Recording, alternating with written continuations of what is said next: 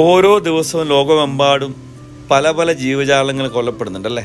നമ്മൾ ഭക്ഷണമാക്കിയിട്ടും അല്ലാതെയൊക്കെ. പക്ഷെ ചില കാഴ്ചകൾ നമുക്ക് ഭയങ്കര നൊമ്പരം തരും. അങ്ങനെ ഒരു കാഴ്ചയായത് കേട്ടോ.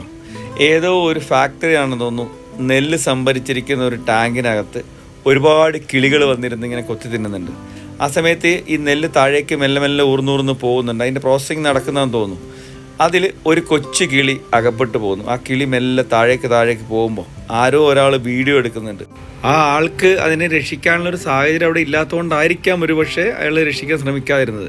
നമ്മളിത് കാണുമ്പോൾ നമുക്ക് വിലയിരുത്താൻ പറ്റില്ലല്ലോ. എന്നാലും ആ കിളി അതിനകത്തേക്ക് പോയി അത് ചത്തിട്ടുണ്ടാകുന്ന ഉറപ്പാണ്.